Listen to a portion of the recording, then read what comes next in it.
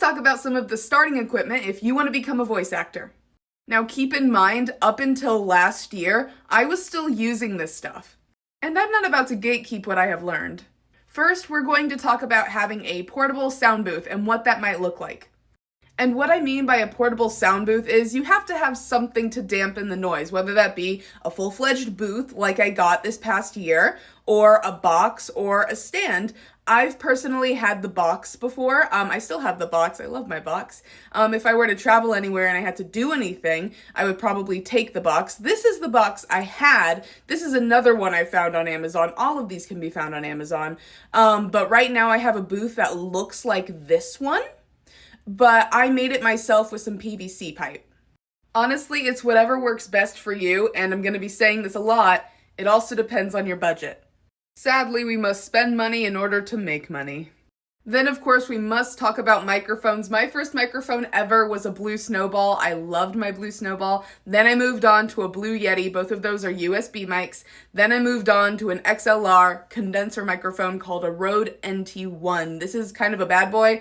It was like $250, $300. I made a video before about all the microphones you should have in your career as a voice actor. Eventually, I want a Sennheiser, but when you're just starting out, a USB microphone should work just fine. You can find a ton of options on Amazon.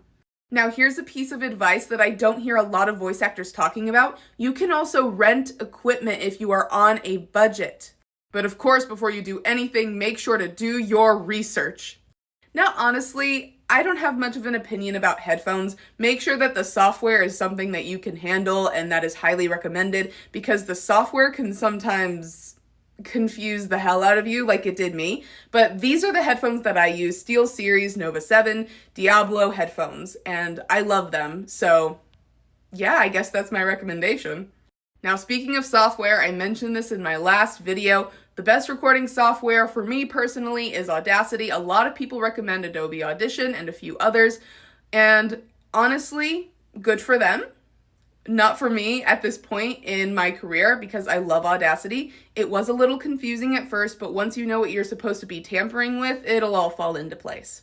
And all this is to say, I've been doing this for 5 years, and I'm still learning something new every single day. If you want to be part of voice acting communities on Discord and in forums, and you want to learn more from professionals who have been in the industry for 20 plus years, please go check out skillshub.com and Casting Call Club. The communities over there are beautiful.